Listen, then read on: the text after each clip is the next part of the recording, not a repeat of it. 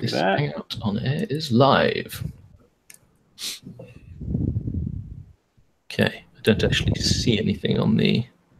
It takes a little while to flip over typically, but... Okay. I'm getting a little bit of a nose breath rumble onto a microphone. Yes. That would be the nostril. Yep. There's a little live note here up on the screen. So. Yep, I believe we are live now. Yep. It's going out. Okay. Well, thank you, everyone. Thanks for agreeing to take part in this discussion panel hosted by WeirdWorks.org. Chad, would you like to tell us a little bit about what WeirdWorks is?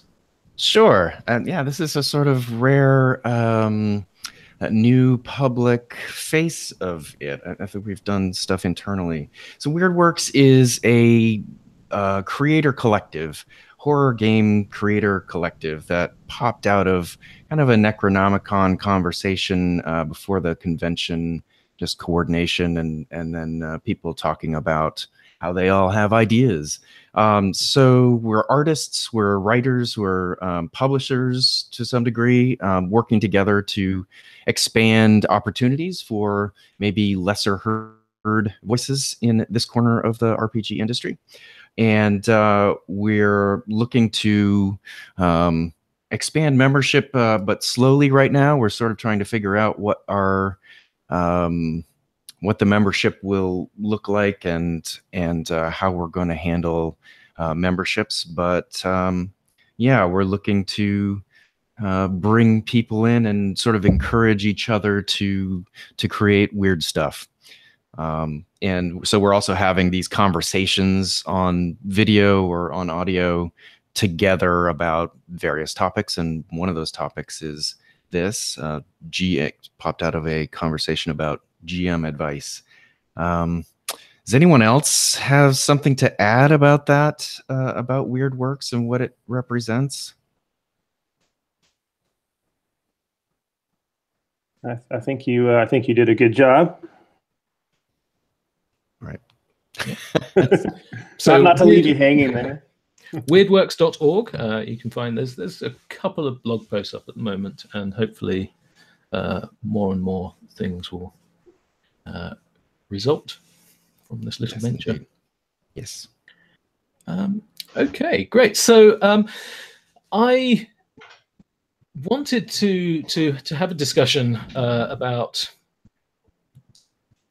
becoming a better GM. It's something I've been thinking a lot about recently, especially after going to some conventions, especially Necronomicon, meeting lots and lots of people within our community, and experiencing more and more styles of GMing. I'm always trying to sort of steal what I can from GMs that I admire, and because I'm lucky to know so many of you with experience, I thought it'd be good to get you together and see if I can tease out some more nuggets of information from your brains.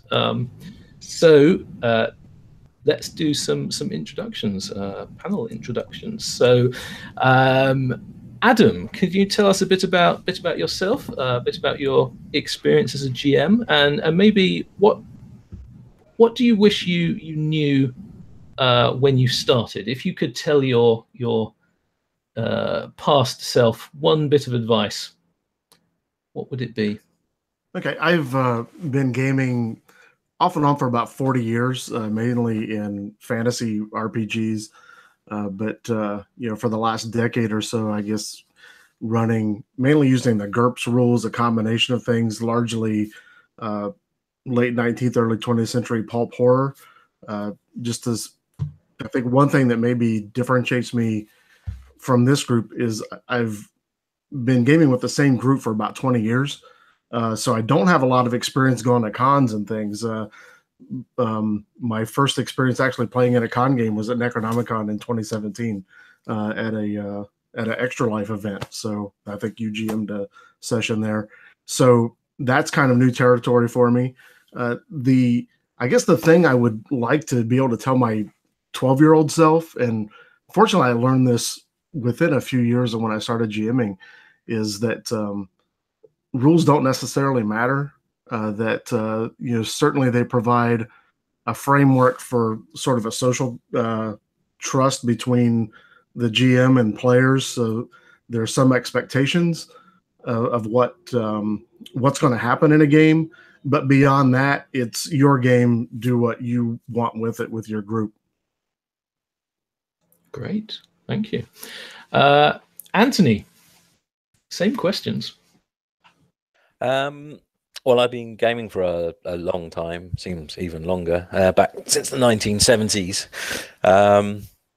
Running games, writing games. It's only fairly recently that I've actually taken to writing things down on paper or on a computer.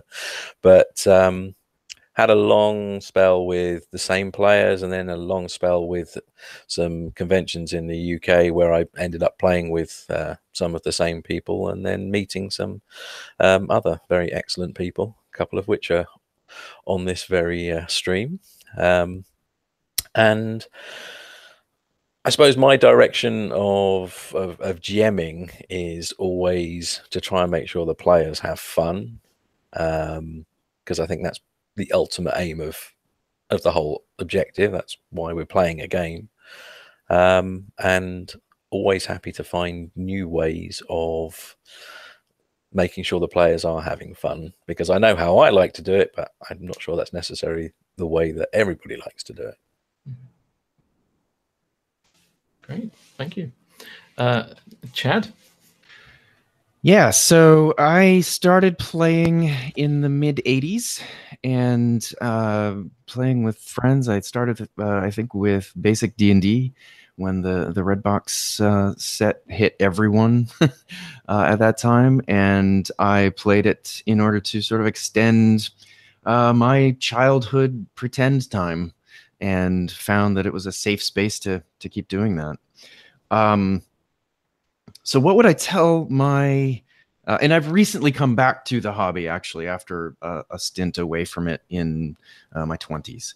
So, but what would I tell myself if I went back is, for one thing, I kind of used it to get over some social anxiety. And I would say my early GMing experience, I felt very self-critical after it, and I would go back and tell myself to go ahead and fall on your face, make mistakes. It's a great place to do that, and pick yourself up and just keep doing it. And I didn't really do that. I sort of stepped away from it like a sea anemone, sort of pulled my tentacles back and was a little bit afraid to risk, and so spent more time as a player when I was young than I did as a GM. And the second thing I would say is listen. That's going to be my thesis, I think, today, is to listen to your players, and it's not really about you. It's about the group and the emergent story and creativity. Great. Oh, that's a lot to think about there. And this is just the introductions. Okay, brilliant. David. Yeah, Dave Sokolowski, like everybody else, been playing since about 1980, when I think I got not the blue and white, but the colored, not the addition between the red box and the blue box, D&D, and played all through childhood, kind of off and on role-playing games throughout my life. But yeah, definitely the last 10 years or so I've definitely been on, and took it upon myself, especially in the last I want to say 5 or 6 years, to become a better GM. And you know, it's not a straightforward path to become a better GM, right? It's not like follow these 6 rules. And I think you really have to, a lot of it's about experience, getting to that, you know, is it 10,000 hours or whatever that is, right? Where expertise starts to take over.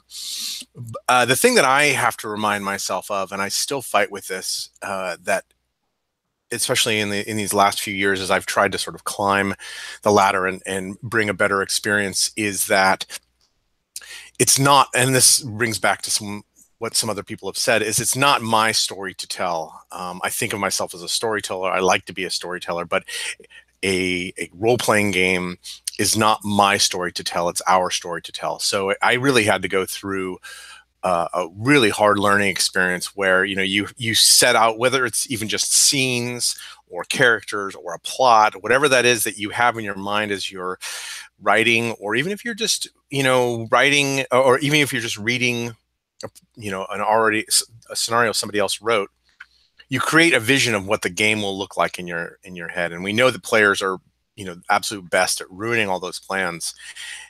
But to take a step back and to just go with it, right? And just to know that chaos that's part of the fun, and not be sort of married or locked into the game must go this one way and this one way is mine. It's our game. We're sitting down. Who knows where this will go? If you can step into running a session with that mindset, that hey, who knows how this is going to go? It's our game. I think that makes things so much easier for you. It releases a lot of the pressure that you can put on yourself. Brilliant. Thank you. Edwin? All right. So I am Edwin, and I think, I guess, contrasting mostly with the early folks, that my recent GMing experience has been mostly con games. I started in the, whatever it was, late 70s, early 80s. I don't actually remember GMing much during that period. I know I did a little bit in high school, one off here and there, but it was really when I came back to the hobby 6-7 years ago, and it was almost all con games, excuse me, and GMing con games, which I think the more I think about it and the more I hear people discuss what makes a good GM or a good game or a good player, I've started separating a little bit some of the ideas of what makes a good GM player game for a campaign amongst friends versus what makes a good GM game player for a one-shot with effectively strangers or 50% strangers. I think there's different tools, different way of interacting with people, different things that are important for those two styles of gaming. But I guess to answer your question, I think the one thing that I don't know if I would have told myself this because it might have led to trouble, but the one thing I've really enjoyed experiencing and becoming confident in is the ability to react to the players and make stuff up. And this may go from one extreme of, it's a late night, bunch of people get around the table and they start making characters, and I'm going to put them in a story and we're going to go, and, zero prep, all the way to having maybe a more investigative game where there is something there that's real, that's solid, but still being able to flesh out things and not stressing so much about having that ahead of time. Great, brilliant. Matthew.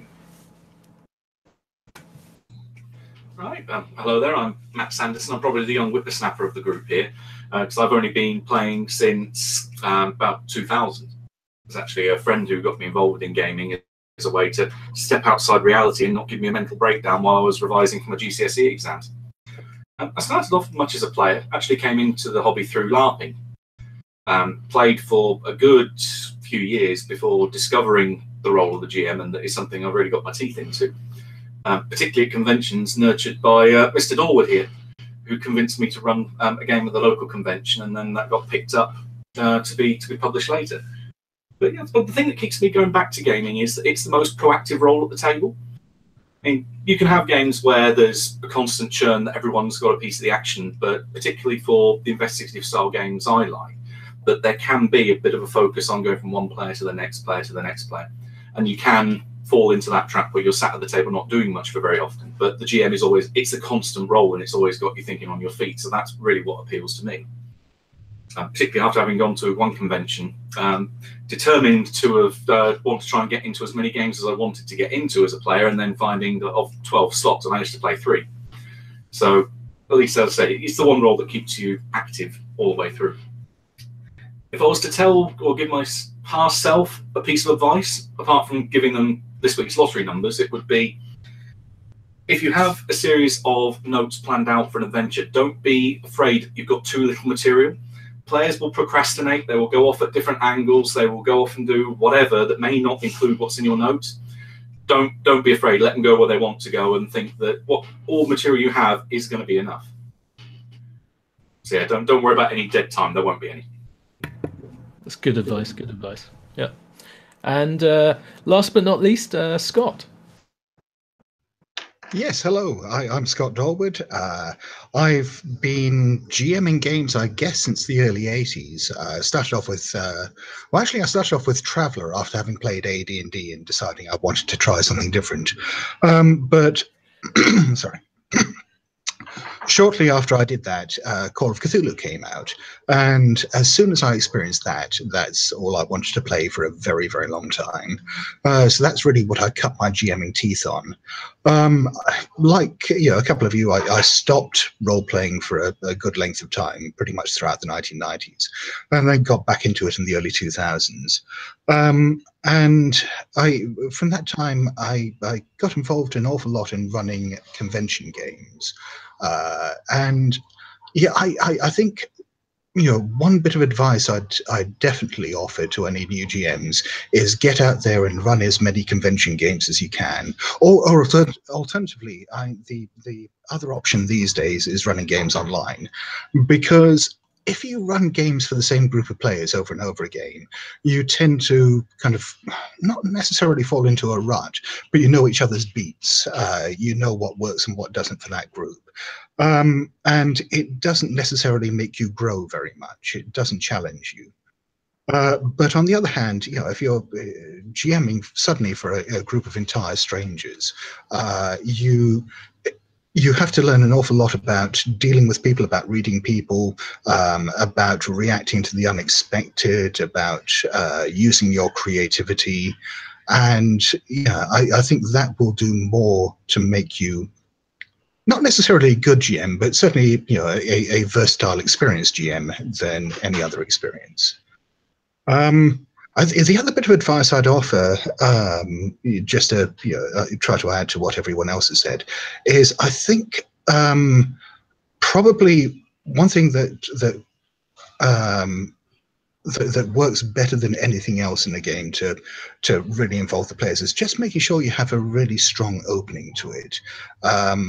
It doesn't necessarily have to be in media res, but as long as there's, particularly for one-shots or the start of a campaign, but some immediate hook, some immediate problem that's going to draw people in, something that's going to grab their attention, that's going to do more to sell your game and get things moving than anything else. I just read that. That's a piece of advice in 7th Ed. And I'm working on a scenario. This is just over the last month, and was kind of reading through that. And you're absolutely right. Like, it makes such a big difference for a con game to have sort of a soft opening of like, well, you're all, part of this group, and here's kind of the background setting, as opposed to like, here is something concrete, whether it's scary or whether it's action driven or in media res. It's I absolutely agree, and I just learned that, and it's been in my mind for the last sort of like 6 weeks. So it's a really great tip. Everything's on fire. People are screaming. What do you do? Yes, and that's something to be learned from modern day screenplays, right? If you look at movies, watch your movies, watch your action movies. Like, these days, you have to have something happen within the first, and TV as well. You have to have something dramatic happen within the first minute on the screen. You no longer see soft openings where there's, it takes a long time to get something happen. Even if they'll put it in as a flashback, right? Or a flash forward, however they're going to do that, you're going to snap in within the first minute, have something dramatic happen. And I think audiences are a little bit more expecting and tuned to that. So yeah, I think it's great advice. I guess one of the things that's sort of interesting and may come up a few times here, thinking about that, is the where the writer ends and where the GM starts. And obviously, sometimes the GM is the writer and the writing is happening at the table. and sometimes there is something written that a GM is molding to the table. But obviously, you can still choose. If you have something published, you can still choose where to start in that, or how to change that adventure to be. Maybe have an action start, or whatever it is that's sort of appropriate to you as a GM. You say that, though. I mean, it took me an embarrassingly long period of time to learn that. When I was a young GM, I was absolutely beholden to whatever was written in the scenario that I was running, if I was running a published scenario. And some of the shittiest sessions I ever ran was because I just didn't know what to do with this wodge of text that I got that didn't entirely make sense, or didn't hang together, or things went in a different direction, and suddenly I felt, oh, hang on, no, I've got to force the players back on track. So we had this next scene, or they didn't make the right roll here, so obviously this thing that I expected to happen isn't going to happen now, and now I don't know what to do. And it's learning how to make that text your own is a vital part of GMing. And I think because we're all now fairly experienced GMs, we take that for granted. But I think for starting GMs, it's actually not as intuitive a thing as you might expect. Yeah, no, I think I agree with you. There's some sort of respect for the written word. Same thing. We don't rip up books, even though there are billions of them lying around waiting to be landfilled. But we have this thing. Yeah. Yeah, I'm not suggesting that anyone goes out there and changes anything I've written, but everything else. No. So I guess I should say my name's Jonathan. I can certainly beat Matt's claim to having the least experience, as I came to gaming as a hobby late in life, as an adult, and it's only really over the last 5 years that I've been regularly gaming, and most of that time has been gaming online with the same group, the Skype Cthulhu group, and troublemakers. Very, very bad. Yeah. But so I've run you guys through a number of shorter one-shot scenarios and some fairly long campaigns, but it's only recently that I've started GMing at conventions, and actually with a group in Meat Space, and it was one of the things Scott says, that it's very different to suddenly have a bunch of strangers around the table, and that can be quite intimidating. So yeah, I'm hopefully going to get to your level one day. You're going to drop that far, huh? Okay, so I'd like to have a discussion about before we can discuss how to become a good GM. What do we mean when we say a good GM? When you think of a good GM, what comes into your mind? When you think of a bad GM, what comes to mind? And maybe at some point we'll discuss how we can move from a bad category to the good category, hopefully in that direction. So actually, David, would you like to start us off? Yeah, sure. I'm going to go meta, actually, because I just started, I had this moment where I just organized a bunch of friends to play an online game, and I said, "Hey, do you guys want to play? We could play a traditional 1920s Call of Cthulhu game. We could play a pulp. I got the new Pulp Books campaign, or maybe I don't know if you want to play Fifth Ed. They're like Fifth Ed. So we're playing D&D. So this is on my mind, where something that's I think new and important for today, but I see come up all the time on the Fifth Ed Facebook group and the forums, is the idea of a social contract. And so I'm just sort of backing up from like what makes a good GM, and outside of the game itself, outside of rules, is the idea of facilitator and organizer and meeting planner and all of those things, and the idea that it's your it's your game, it's our game again, but you are the facilitator as the GM. You are the person who's doing the research and bringing all of these people together.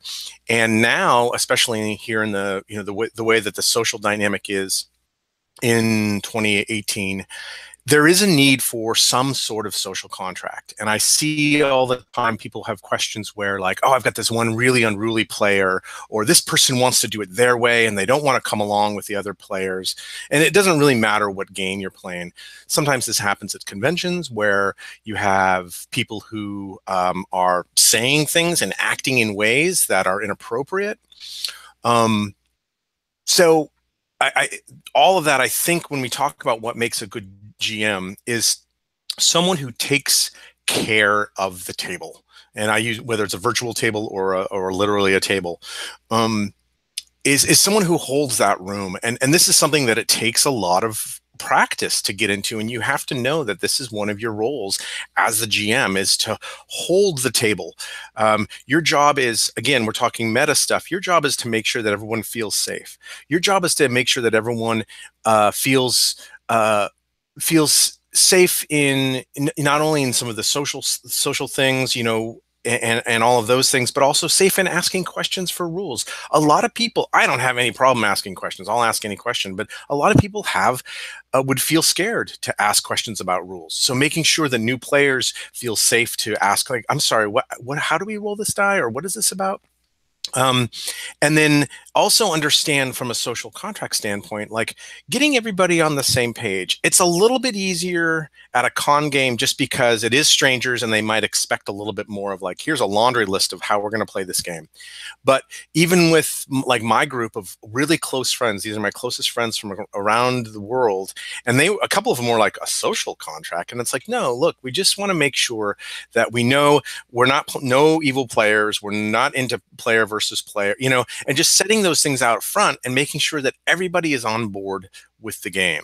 So I think that is, when you talk about a good GM, that their first role is to hold the table and make sure that everyone has come to the table and the game for the same reasons. Usually it's to have fun, but there's all this extra stuff that no one thinks about that you as a GM need to bring to the table. So, something near and dear to my mind. Can I just ask you a follow-up question to that then? Yeah. Which is, do you think that it's automatically, I mean, maybe this doesn't necessarily apply to convention games, but for groups of friends, do you think that it's automatically the GM's role then to be the arbiter of everything? I mean, not just, making rulings within the game, but it's the fact that you seem to become the de facto authority figure. So if there's perhaps friction between players, or, someone isn't working out for the group, or, someone hasn't brought snacks again, or, when are we going to play next? Where are we going to play next? Or the organization. So many groups seem to just assume that's always going to be the GM. And I've seen that really cause GM burnout sometimes, because they're tired of being the one responsible adult. Yeah, I think that's a great point. And your point is more about the burnout, because everyone comes into the assumption, and gosh, I think you do take on that role. I think people assume that role. I think that the idea of holding the table brings that with there. But back to the sort of mature, open conversation, I think you need to be you as the GM need to be willing to talk frankly about that and say, hey guys, gals, I am tired of always bringing snacks, and I need somebody else to step up. So I think that you're absolutely right. The assumption is there. I don't think that that's necessarily a fair assumption. Well, I think that it is a fair assumption. I don't think it's necessarily the right thing. And I think that I think a solution is rolling some of those assumptions out into the open, into that social contract. Who's going to bring snacks? Who's going to organize the game place? Does anybody else at the table, who at the table knows the rules the best, right? Is it just me? I'm usually not a rules guy. Like right now we have in my group, my buddy Glenn, he knows 5th Ed better than anybody. So everyone's always sort of like pointing at him. So finding out how you can share some of those roles. But I think your question leads back more to being explicit about it and putting that into the social contract and saying, hey, let's have conversations about these factors, so they don't get rolled up into assumptions, so the GM doesn't get burned out because he or she is the one who always has to make those. Well, That's a really good point. I think there's also some value there in delegation. I mean, like you said about your friend who knows the rules better than you do. Yeah, by all means, make them the rules authority. Delegate, organizing the game and corralling the players to someone else, just so that you can focus on the game. There is no reason why you have to be responsible for everything. Well, I think Totally agree. especially when you get a group that is experienced together and has GMs changing over time, it's actually often happens naturally that, well, we play at this person's house, or this person sets up the hangout meeting, but you're the GM this week, and this other person often looks for new players, or whatever it is. And I think so it seems to be that when you can occasionally have a group where you don't have one GM, that helps. But if there's if it's a one shot, if it's a con game, if it's just getting a bunch of group of friends together, I would like to imagine that players would not always look to the GM for all of the non-game related things, but you gotta have that conversation if you want it to happen, I think.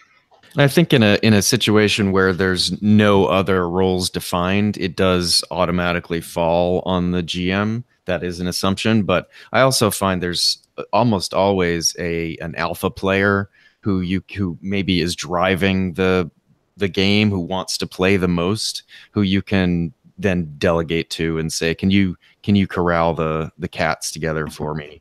But sorry, sometimes I think you need a way to corral the alpha player too, though. Oh yeah.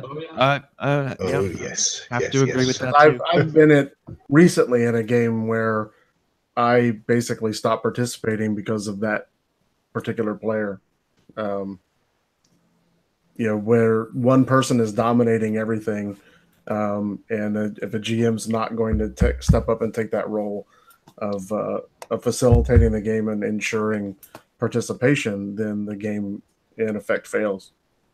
So in the framework of GM advice, are we suggesting to GMs that they not necessarily take on everything? They don't have to take on the whole role. Don't be afraid to devolve that information to the rest of the players in your group. Oh, absolutely. I mean, yes.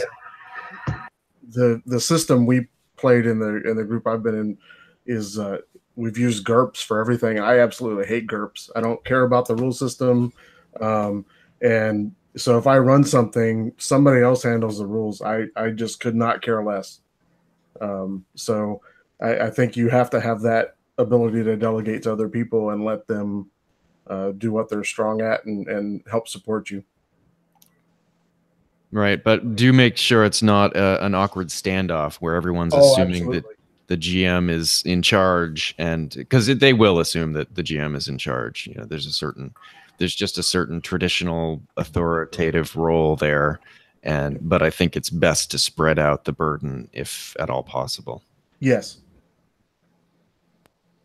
Yeah, the sooner you can communicate that, put it in the social contract up front, then the less questions and assumptions come up.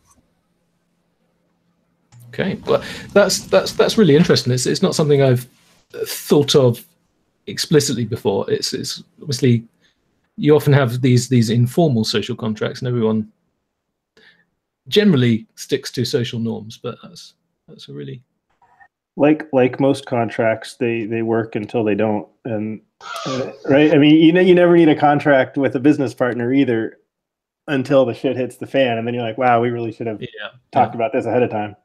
That's true.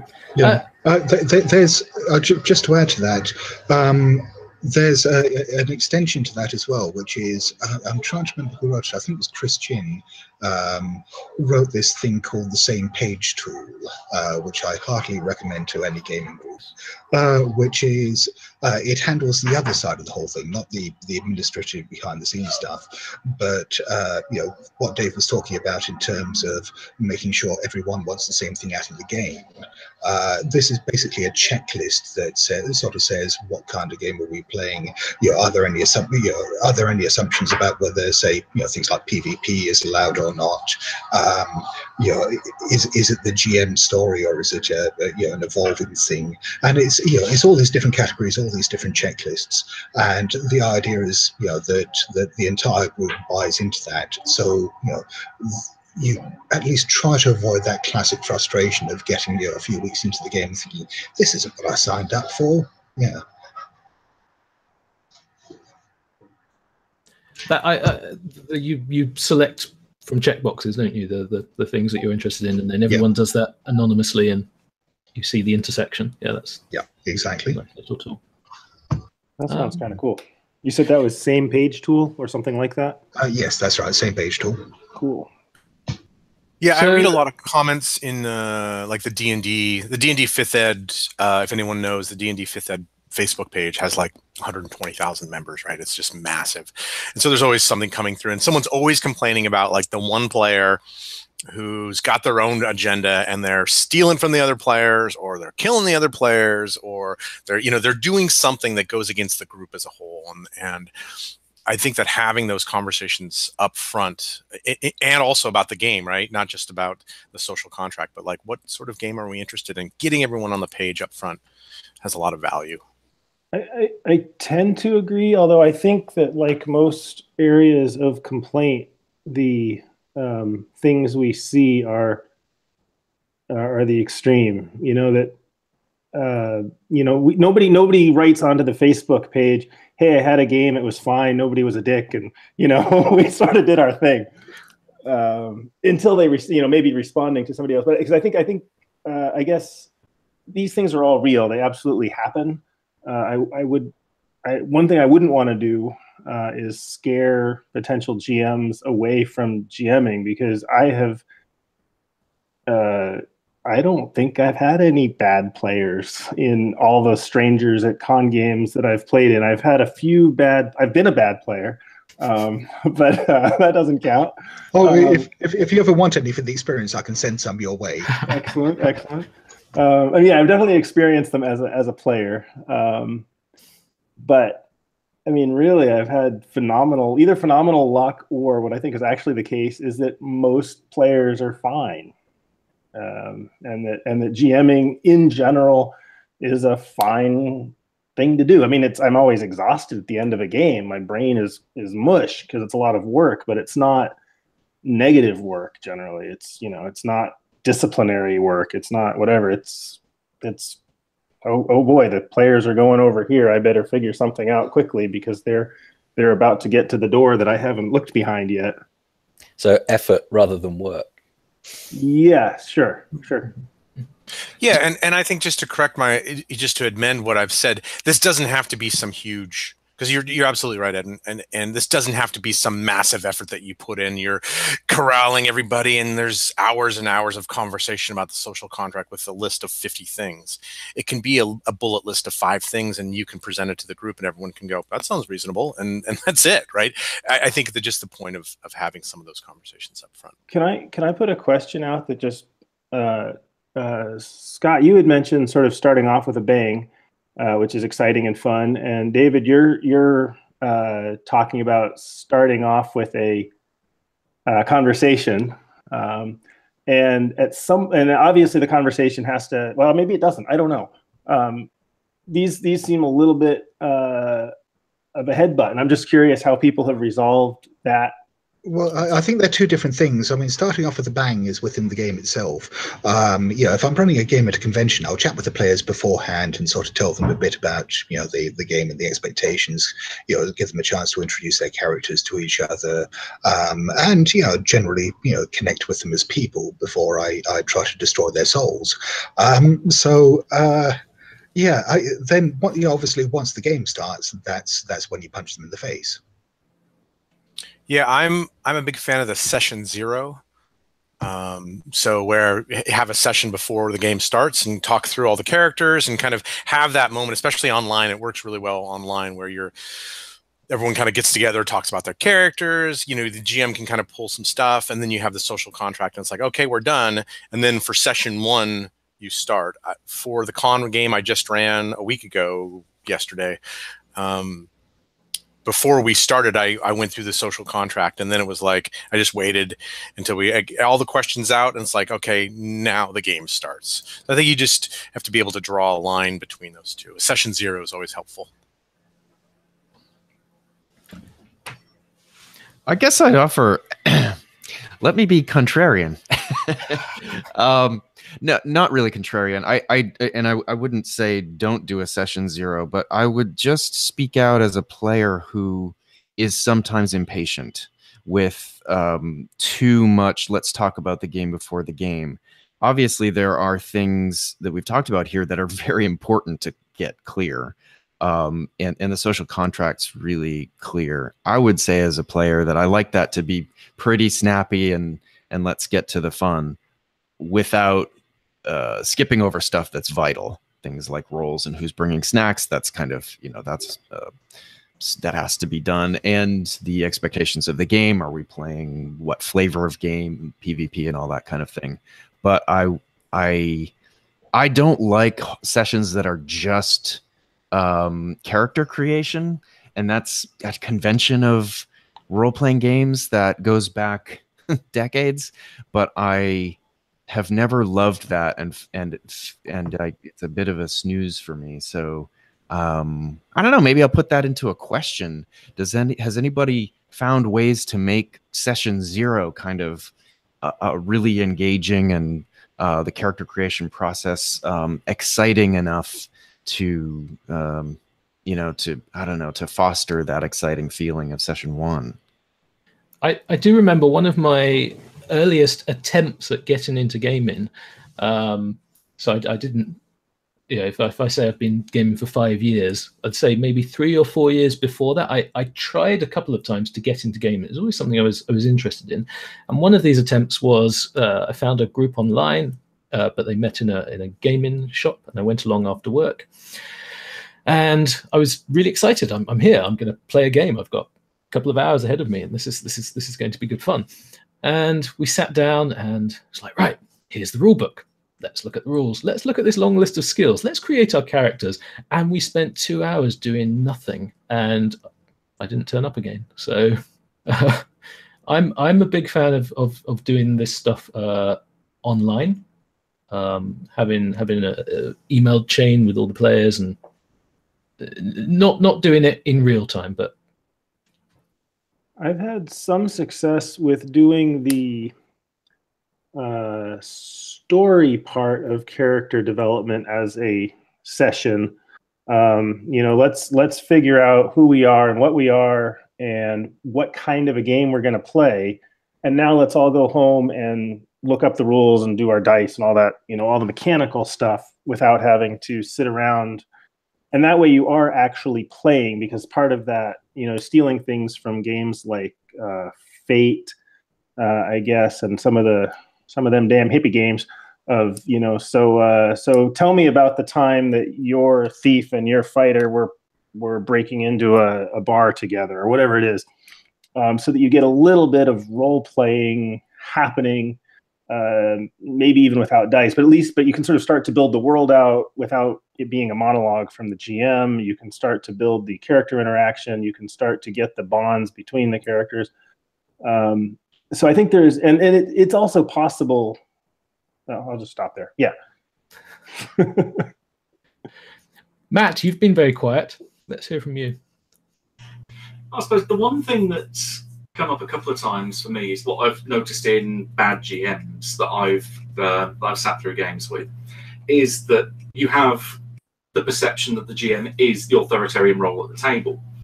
And authority to some people, maybe people who go into management, it gives them license to be a dick. And it's the one thing that I find that you have a GM which has a good degree of distance from players results in a bad game. The ones that I can think of generally said no to something rather than finding a way to say yes, which is something I'll probably bring up later as a key to being a good GM, is always find a way to ignore yes and have the player character's action succeed. They will turn around and just say no and stonewall you without any further explanation or without any rationale behind what their decision is. I find those that become more of a friendly figure that engage and encourage players are generally better GMs, but those that have that standoff, look at me, I'm on my pedestal of GMness, I am the king here, you will listen to everything that I say. That's where you get this immediate antagonism and disconnect from between your player base and the GM, and that kind of almost dooms a session to failure before it even starts, for me at least.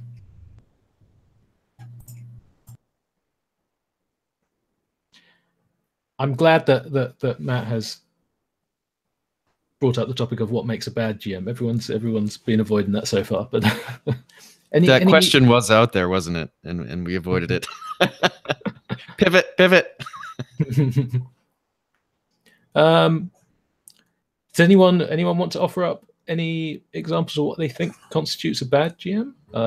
Yeah, well, I mean, can I just sorry to interrupt. I don't want to lose the thread. I do want to talk about pre-gens, especially at con games. Is it now the industry standard? Are we all providing pre-gens, or has anybody seen games where?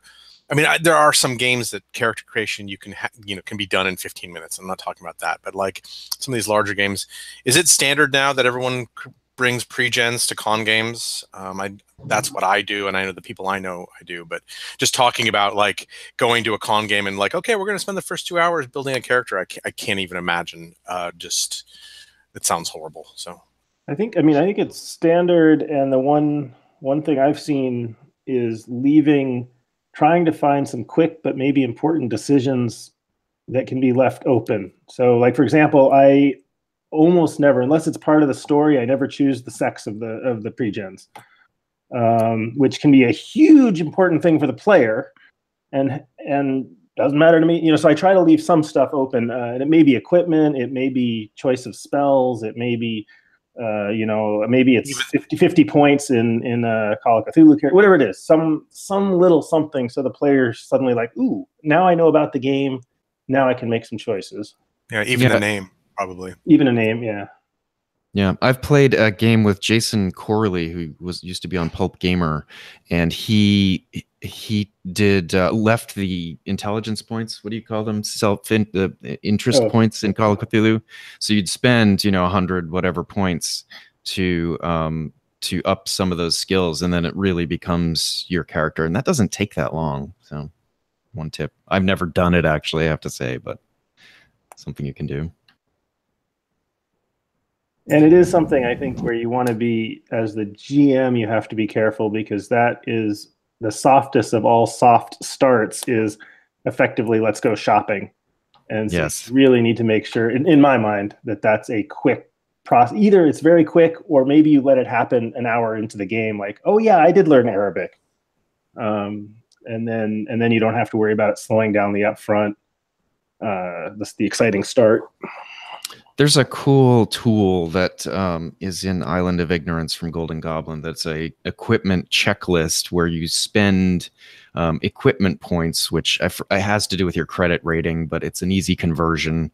And you're just checking boxes of things you want. I don't use them all the time, but in a game where equipment might be interesting, like there's a hobo game that I've played before where what you have kind of might matter. Or an expedition, you might want to know whether or not you have a pocket knife. It doesn't take long, and it is kind of a nice customization. Yeah, or I guess going back to Matt's point of saying yes. Yeah. That tends to be my approach too. Yeah. Right. Oh yeah, of course you have that with you. Yeah. Okay. Good. I think the only time I'd ever consider having PCs rolled up at the table is if the character gen process took no more than 5 minutes. So something simplistic like Dead of Night or Over the Edge or Cthulhu Dark, that's about the only time I'd consider doing it, because if it's more than 5 minutes, it's eating into what's already a fairly short session. So pre-gens, if it's a complicated system beyond that, would be the way I'd go every time. But Matt, you always stay so tight to your time in con games. Ouch. Touche. One of the things I was thinking about, and I'm gonna refuse to answer the question of what makes a bad GM because I'd rather answer it on the other side, and I think you can always flip it. But I think a good GM has a lot of respect for the players and for the time of the players, maybe the money of the player, whatever it is, but for the players who have agreed to come and share this experience, and they're really gambling on the GM as well. They're gambling more on the GM than on the other players. And I guess in my mind, having spent the time to come up with nice pre-gens that have some motivation, maybe some name tags, maybe whatever it is, the things that are showing respect for the players. And I guess I put pre-gens into there because it's something we often forget about because we're thinking about the adventure because that's our thing, but we really need to be thinking about the players. And as soon as you start thinking about the players, you're like, oh, well, if I'm a player, what do I want? I want a good adventure, but what I really want is a good character, right? What I really want is a character who I can easily dive headfirst into whatever the story is and see my way through to the end. And I think you touched upon something else really interesting there, which is that whole idea of respecting the time of the players. Because some of the worst games I've played in are ones where they're either the GM either doesn't know the rules as well as they think they do, or alternatively, there are a lot of debates and arguments over the fine points of the rules at the table. And I think particularly in convention games, and in gaming in general, I don't have any time for that. I want to play the game. I don't want to sit there and argue about whether that weapon does 1d6 or 1d6 plus 1 damage, and to sit there waiting for 5 minutes while someone finds it in the bloody rule book. That's tedious. Can I disagree? Nah. There we go. I actually agree with you in general, but I think there are a lot of games and a lot of players who really enjoy the rules mastery part of the game and really enjoy the fact that they understand enough to get that D6 plus 1 as opposed to the D6, and taking that away from those players so it's still a question of what kind of game are we playing, what are the players into, and I absolutely agree with you that if you're going to run a game where the rules are important and you're going to make that sort of part of your game, then you should know the rules. If you want to start the social contract by saying, I'm going to sort of run Call of Cthulhu-ish, and But also, you could apply the theory of saying yes to things to that as well. If the player comes up and it's important to them, they're saying I should have D6 plus 1, I would be more inclined just to say, yeah, okay. Is that extra 1 point going to make a huge amount of difference? Because I think that the saying yes to things is a huge point in running a game. I train in improvisational theatre as well.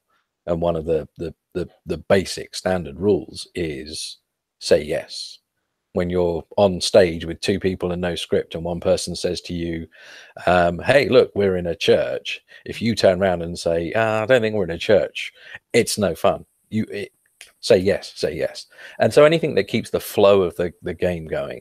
And I think that's, for me, that's the important thing. And I fully accept that there are other people out there where other aspects of the game are going to be more important to them than the things that I like.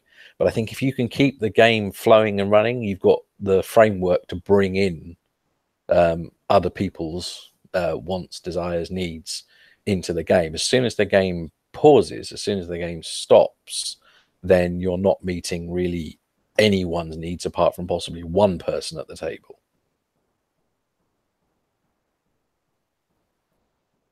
I have been auditing some classes while I'm here in France, university classes.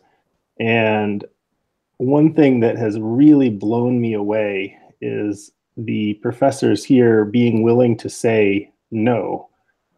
So, ask a question, student has an answer, professor says no. And I'm just like, wait, whoa, what happened to, oh, you're close, that's a nice try, you're moving along. You know, I've got these sort of, this American, I think, this yes and thing, so deeply embedded. And I do, for me, GMing is a lot like running a classroom. It's, you know, making things up on the fly, trying to keep people engaged, showing respect for their time, all that stuff to me is exactly the same as teaching. And so I was trying to think about that, like that, just what that does to the classroom dynamic, to just shut down like that. No. And so, yeah, I 100% am agreeing with you on this. You can't keep going through that. You can't, there's no path forward from there. Yeah, I think that brings up a really important point about bad GMing. If we are going to put our toes in those waters, that saying no to one thing shuts. I can almost see it's palpable where people withdraw. The whole table withdraws. You say no to someone, and then everyone else is wondering, well, I had an idea, but it could be no, or it could, I could be shut down, which is an incredibly uncomfortable social thing to have happen no matter where you are. So that is an example of bad GMing technique, is to just shut down. And I was going to add to what Anthony was saying about saying yes, that I think it's a Robin Laws thing that I heard, is the yes but, the yes and the yes but, to offer an interesting challenge sometimes when yes, you have a 1d6 plus 1 sword, but it's cursed, and you're getting a lot of attention because it's glowing in the tavern that you're in, and that could draw some trouble as a way to drive story, not as a punitive measure. That's another thing. I'm going to just jump, and that's another thing I really sort of despise on the player side, is punitive measures against players for sort of teaching them a lesson, or I really don't like that sentiment. Like people are improvising, they're doing their best, and when they come up with an idea that feels like it violates the mood or something, punishing them is, I find it an obnoxious response. I'll say that. No, preach. So can someone, maybe there's people watching this, or maybe watching the recording later, and we're all maybe familiar with the yes but, yes and, but if someone has never encountered that before, what do we actually mean by that? Someone like to just... No one knows. We just say it. No one knows. Just say it. Yeah, it's just something we do. What if your player asked to do something impossible within the framework of the game? So I was going to bring the same thing up, is what happens when somebody does break the mood in a way that, so you're playing a dark, mysterious game, and then suddenly somebody just starts shooting townspeople or whatever. Yeah, how do you corral that behavior? Yes, you can do that. This is the likely ramification. Can we somehow talk you out of doing this? Is there some other activity that maybe you could do that would be more, and so that's, yeah, but I didn't answer your question. I slid sideways. Well, no, I think that is the right answer, that sometimes out of character discussions are the only way of doing it. I think there is this easy trap to fall into, that because you're playing a game and you're interacting between characters, that all of the problems have to be resolved between the characters and through the mechanism of the game. And where you do have someone who is clearly playing a different game than everyone else, or is doing something that's upsetting another player, there is absolutely nothing wrong with the GM or another player, and let me stress that, stepping back from the table and sort of saying, actually, I don't think this is really on. I've heard that as the description of a toxic player as well. That if you've got someone who is insistent on saying, no, we resolve this in character, no, we do this, that player is generally a fairly toxic addition to your game table and needs to be brought back to that social contract that's been mentioned previously, that this is supposed to be an engaging and a fun activity for everyone, not just them. But I don't know, Ant, did you want to try to define the yes and the yes but for us? Or just wiggle your butt at us? There's a dark... I was going to say that's a dark passageway we don't want to go down, but that would be even worse. Yes and is a technique. I mean, we use it in improvisation, we use it when we're role playing, we use it in any kind of, almost any kind of positive interaction with people, where you take on board what the other person is saying, and then you not only accept that it's happening, you add to the situation, so to continue the thing forward. Yes, but is slightly different in that it doesn't stop the yes, but it may change the direction that it's going to go into. So possibly yes, but is more useful for a GM when you're playing a role-playing game than yes and. Otherwise, it would be great to be able to say yes and to everything, and I'm not sure where you'd end up with most games. But yes, but yeah, we can take that on board. You're saying you want to do this. Oh, and that was one thing I wanted to say, actually. There's a difference between saying yes to what you want to do succeeding and yes to what you want to try and do. So in a role-playing game situation, we are emulating the real world to some degree. I mean, I can try and do anything I want, but it doesn't always mean it's going to succeed. And then the yes but would be, yes, if you try and do this, which you can try and do this, this might be what happens. This is the potential outcome, or a series of potential outcomes. And I think what Scott's saying is absolutely right. We don't run the game as a whole in character 100% of the time. We are sometimes going to step back from it and look at it from a different perspective, and that's when we are acting as individuals rather than the characters we're playing. I don't know. Did that explain the yes and the yes but? Did to me. I think so. Yeah. Okay. Yeah, some of the newer games, as Edward would call them, hippie games, have actually started to codify that yes and the yes but. I know that the Powered by Apocalypse games, those are 2d6 and you're rolling, and they're basically, you've got failure, which I think is 7 and below, or 2 through 6, and then sort of like 7 through 9 is that yes but, where the GM gets to say, yes, you get to succeed at what you're trying to do, but I get to conditionalize it. So and they actually codify that in the rule set. It's a yes but.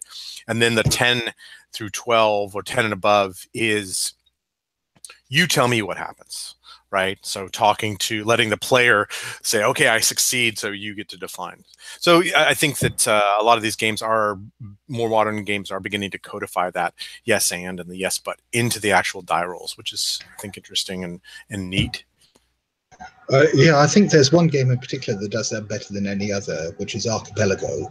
There's a variant of the rules that's used in a surrealist role-playing game called Ictus By. I really recommend looking those out, because those actually do, in the resolution mechanics, explicitly have yes and yes but, and instructions on how to use them in resolving conflicts. There was something new in there. The second one, Idris? Itras By, ITRAS space BY. It's if you can imagine something a bit like Over the Edge, but set in 1920s Europe. Oh my God. I've been looking for a surrealist role-playing game my whole life, so that's great.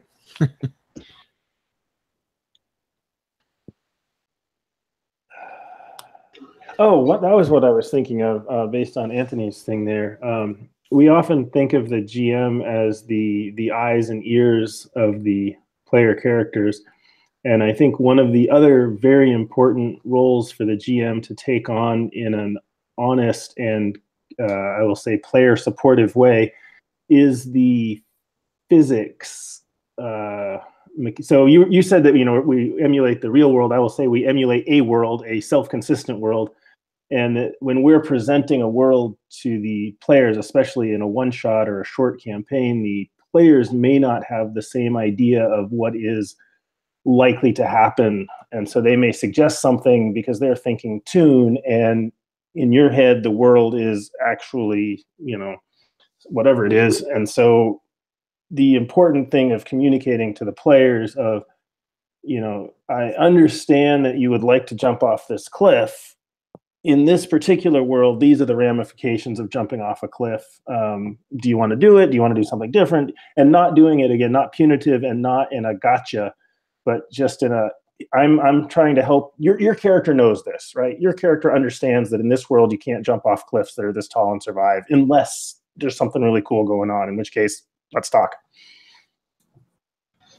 And I think building on that, one of the most important skills for a GM to have is being able to describe things vividly, to bring the world and NPCs and everything to life for the players.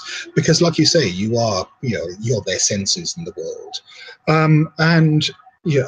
I think.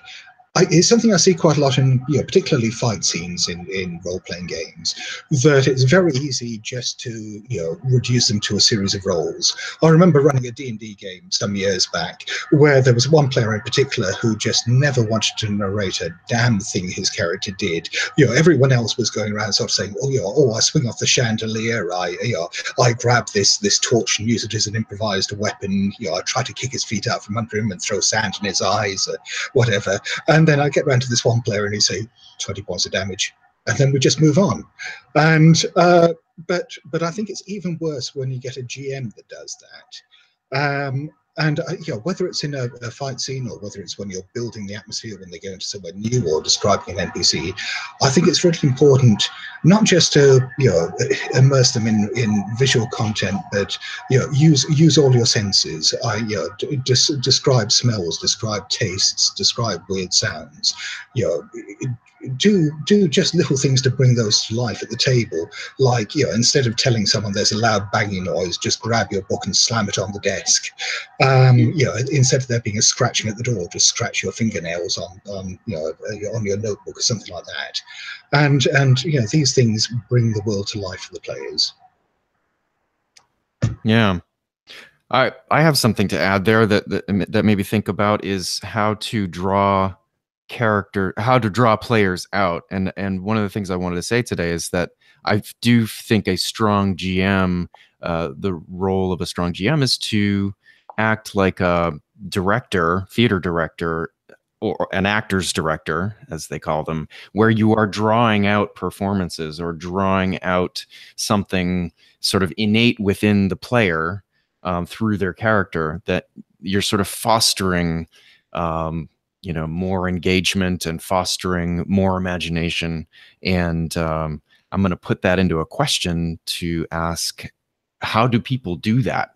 How do you find that works for you, or if you find it important at all? Yeah, I want to tell a story, because I've got this story that shows, though, that not all players, like,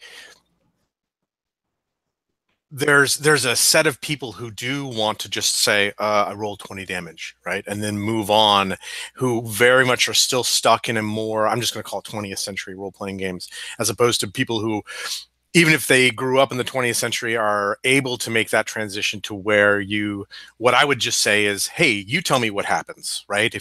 Whether we're playing D&D and you kill the goblin, you tell me how you kill him, or we're playing Call of Cthulhu and you have successively intimidated the guy to get your clues, you tell me what that looks like.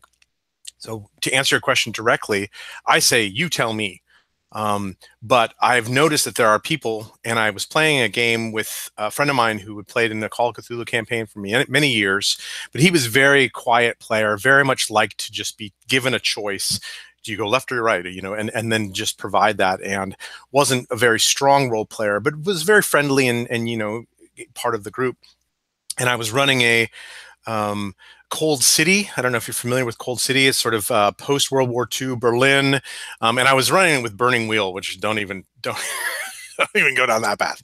But the UFO had crashed, and the flying saucer had crashed, and he was playing this former Soviet pilot. And when he stepped into it, he sort of touched the shiny metal walls, and it because of the Martian energies, it went into his brain. And I said, describe for us your character's sort of scariest moment. And he took a moment. This was online. He took a moment and he told this story, and it was a great story. He told, I was a Soviet fighter in World War II, and his plane got shot and it's going down, and he described this vivid scene where the flames start kicking up, and kicking out in the sparks, and he's going to die in his cockpit burning to death, right? Which is that pilot's fear. And he's trying to reach for the ejector, and he can't find it. And it's this very tense moment, and this scene goes through a few minutes of it. And then, of course, at the very last possible second, right before he passes out, he pulls the ejector and he parachutes to safety. And everyone was like, golf clap, like, wow, nice work, right? Great scene. I get an email from him the next day, like, I got to quit your game. I'm just not so much into that, you tell me what happens sort of thing, right? And it made me aware of player types, and we haven't covered that at all in this conversation. So to answer your question, Chad, I say you tell me what happens, but with the caveat that there has to be some awareness of what players want out of this, and that he even gave an A+ performance. This player gave an A+ performance, but then was like, I pushed him way far out of his too far out of his comfort zone, and he was not willing. He was done with his A+ performances. Something else for us to talk about is player types. I think we've covered it broadly, but sometimes, generally I will ask players. I want players to be involved. Characterization is very important to me. When I'm running a game, I tend to develop all different characters for the NPC, so they're not just cookie cutter. But sometimes, as you say, people are less comfortable about launching into that kind of thing themselves. So I will try and give them the agency to do it by making the descriptions for them initially. If they say to me 20 points of damage, I will start off by saying, okay, so you swing your sword and then describe what the 20 points of damage might have done. Give them a hint. If they want to then run with that when it comes around to their turn next time, maybe some players I've had will then start to describe the action as well as the points of damage. And it's a process. No one leaps and changes straight away, but giving them the go ahead that they can do that is sometimes enough to get them into the habit of doing it, or start to get them into the habit of doing it. And if they don't want to, that's absolutely fine as well, because I'm a big ham and I will quite happily sit there and pretty much describe the whole adventure as it's going on, as people are doing it anyway, even if I was probably by myself, which is a bit sad.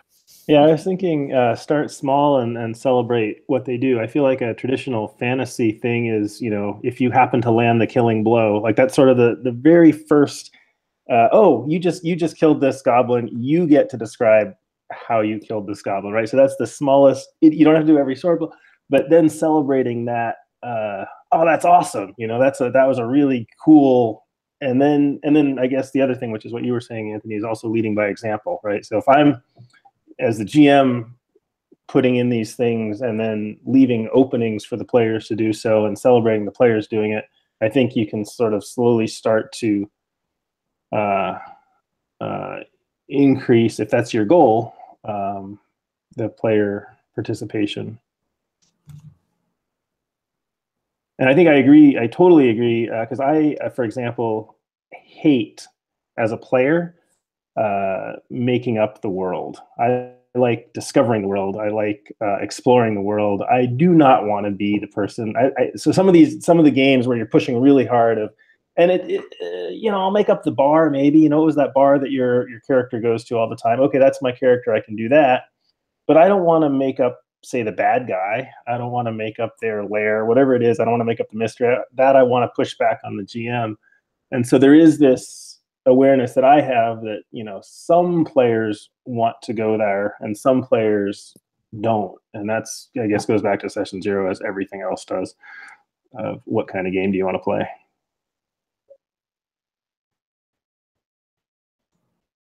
And yeah. Okay, this has been a really good discussion, guys. Thank you so much. I think there's certainly a lot of topics that we've brought up and touched on briefly, and I would be happy to have further discussions like this if people are willing. I would like to draw things to a close now, but can we finish by just going around once more? And I'd like to invite each of you to just give your top tip for any of the topics we've covered today. What can you, maybe a bit of concrete advice that a GM could apply to their games today to become a better GM. So, David, would you like to start us off? Sure. As I was thinking through that, so last weekend, in fact, exactly a week ago, I was sitting in my friend's D&D game at a convention. So I'm just out of a convention weekend. So I'm very much in the mind of, and I ran a game for my new advocacy book, and I think it went okay. So my top tip is take care of yourself physically and mentally. I ran a game, and I usually put mild blocks on when to run a game, and I got an 8 p.m. to 2 a.m. Slot to run a 6-hour game. And it takes 6 hours to run this scenario. And I am, I feel my age. I'm usually in bed by like 9:15, 9:30 at night, and I get up relatively early. The previous night, Friday night, I had not slept well at all. So for me to be running a late night game to begin with is just kind of pushes me to my limits. But hey, it's Saturday night at a con, that's fine. But the previous night I just slept so terribly, like getting like 3 hours of sleep. So like I probably shouldn't have even run the game. Now I can't. So like I've got some brain medicine that I like to bring with me, L-theanine and some other stuff, like hydrate all day, caffeine, like how do you and eat well, like how do you take care of yourself as a GM physically and mentally so that you can bring your best foot forward? Because gosh, you know, after midnight, I'm not that great of a GM anymore, you know, after midnight. It's really, really hard. And I shouldn't have done that, you know, and it's like shoulda, coulda, woulda. So my top tip is when you step into a game, just make sure that you've got yourself prepared. And I don't mean the idea of improv. Like you don't have to have all the notes. We've mentioned that before, but just make sure that you're engaged. You've done everything you can to be there and be sort of like physically and mentally prepared for the game. So that would be my top tip. Great. Wow. Yeah. It's not something you necessarily associate with gamers, but certainly worth bearing in mind. Scott. Okay, I suppose the top tip I'd offer is know what your strengths and weaknesses are as a GM. Learn what they are. I mean, particularly the weaknesses, because I mean, this can lead to two different things. You can perhaps learn how to get better at certain things. So like if you're not very confident with letting the players take the reins sometimes, perhaps GM a game where that's baked into the mechanics and you don't get a choice about it. Run something like Inspectors, where you know all your usual crutches will just get kicked out from under you and you just have to learn how to improvise. On the other hand, there are certain things that you may find you will never be able to do. One of the things I really love about playing in Anthony's games is that he is a really skilled actor. Every one of his NPCs comes to life. He does authentic accents. It's not just that, but he mimics a variety of voices. He sounds like a whole cast of different people. I do not stand a chance of doing that. I can barely do my own accent. Yeah, I do not even attempt any degree of mimicry because I know that any attempts that I do make will just lead to embarrassment. But on the other hand, I just speak like the voices I hear in my head. It's easy. But I mean, there are still things that you can do. I mean, you can still perhaps bring inflections into your voice, or or act a bit. Try to emulate different emotions. Change the timbre of your voice a bit, just to differentiate between NPCs. But I mean, it's limited, but still do something. And that's the kind of thing that I've learned to stick to because I know my limitations. But yeah, again, learning your strengths maybe not as useful, but it can perhaps during some of those darker hours where you perhaps run a particularly shitty game at a convention or something like that, and you can sort of think back to all the things you've done right in other games and think, yeah, maybe I was just having an off day, maybe it was just the wrong group of players, maybe I was just too tired or whatever it was, and it can help you through that. Thank you. Matt? Oh, riffing off what Dave said, I think there was a mantra that Gen Con put out a few years ago of have at least 3 hours sleep a day, 2 meals and 1 shower. Particularly important, the last one. Especially at conventions, Game of Funk is a thing, it can kill. I think probably my best bit of advice I've probably already given to, at least in part, was the finding a way to say yes to players. It's generally be on their side, be very much the one that's with them, kind of rooting them on, really rooting for them to succeed. Not the one that sits back and says, right, it is my mission here to be the one that leads the game and kill you off all one by one individually in the most gruesome manner that I can. That's perfectly acceptable in certain games, but generally be on their side doing it and make it a fun experience for all in general. So yes, find a way to say yes and generally root for them. Excellent. Adam? Yeah, I think my advice would tie back to something we started with when Dave brought up the social contract and then Scott talked about, knowing the rules. This is all really about trust, that the players trust the GM is going to stay within a framework of the game that they expect it to be, whether it's, you've played with the same group over time and have maybe adjusted rules to better suit your group, or when you show up at a con and it's supposed to be 7th Ed Call of Cthulhu, that's what you're going to play and not something else entirely that the GM's kind of making up as they go. But that also, the GM can trust that the players aren't going to necessarily ask for the outlandish to enable you to say yes and keep this thing going. And so I think that's sort of a two-way street. It's about relationships, credibility within the group and among each other. Brilliant. Chad? Yeah, well, I think I want to bring it back to listening. Listening in general is great advice, and practicing it and honing that as a skill, I think, is great advice. Hard to go wrong with that. But one way that you can do that, I think my top tip would be to allow yourself or encourage yourself to enjoy what the players do and enjoy their performances and enjoy their actions. And the yes and for me kind of comes from that impulse. Oh, that's really horrible. Oh, and I can also imagine this happens, and add to what they're giving you. And we were talking about drawing out shy players who might not want to do that. Just a little bit of encouragement, I think, does without putting people on the spot, just enjoying what they do, I think, is a great first approach. Come from that direction. Yeah, I agree entirely. I think it's one of the reasons I like running games, and at conventions you meet new people and they do something entirely unexpected and you come away with a satisfied feeling. Yeah, that's good. Anthony?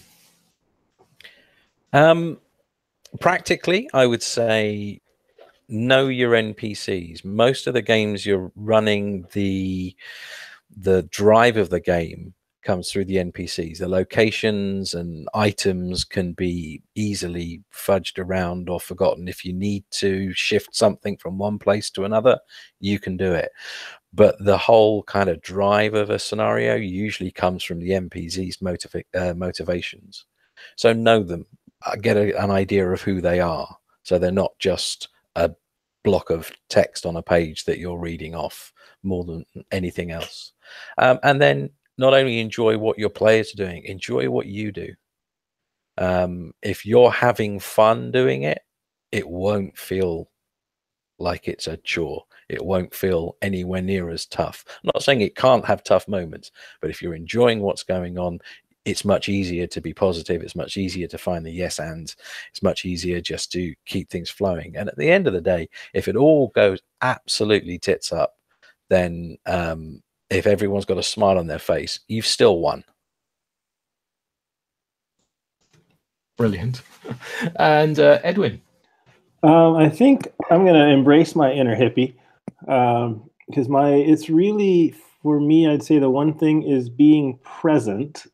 And I think that is my shorthand cheating way of saying I agree with what everyone is saying, that you want to inhabit your scenario, your world.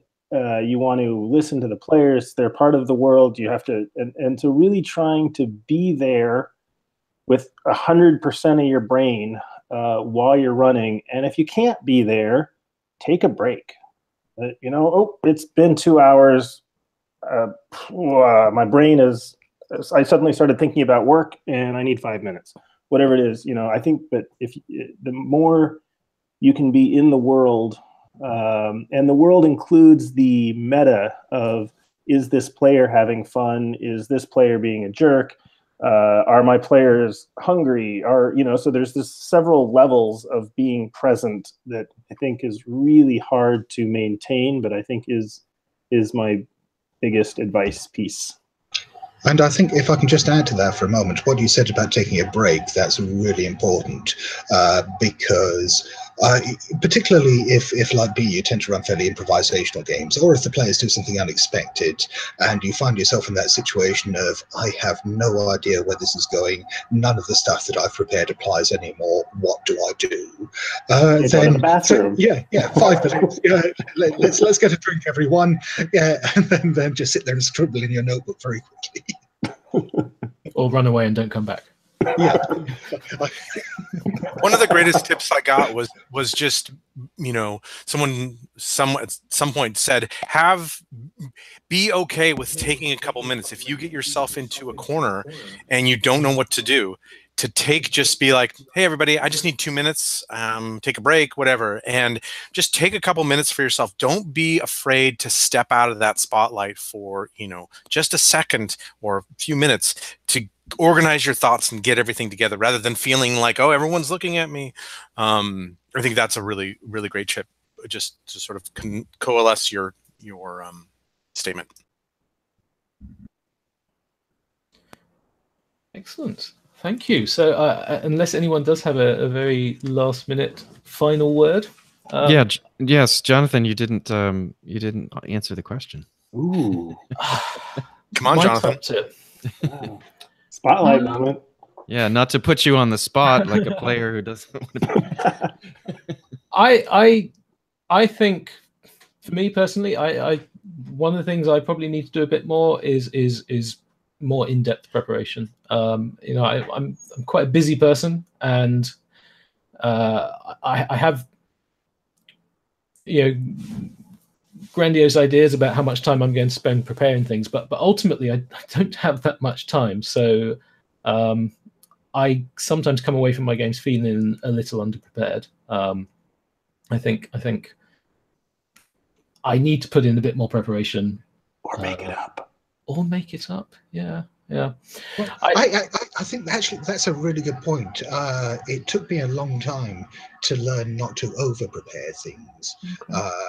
I think being underprepared is generally better than being overprepared because, particularly if you're doing it right all this time. Yeah, if you're a new or relatively insecure GM, there's always that impetus if you prepared something that it's got to damn well go into the game because I've spent all this time preparing it. And if the players want to go off and do something else, then that just leads to frustration for both of you because, or at least one of you, because either that cool stuff that you had in mind doesn't happen, or you force it upon the players whether they want it or not. I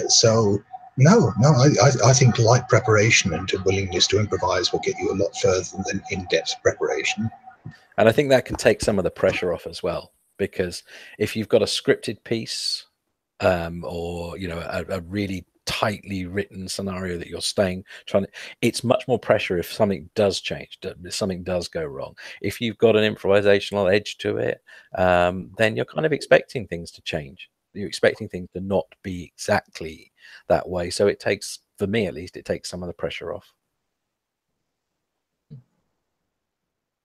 So thanks, Jonathan, busy person that you are, for getting us all together for a chat. That was awesome. Thank you so much. So thanks. yeah, this is a really great discussion. I hope that we can maybe do more in the future. And obviously, Adam, Anthony, Chad, David, Edwin, Matt, and Scott, thank you. Well, thank you very much. Thank you. I will end the broadcast now. Lovely.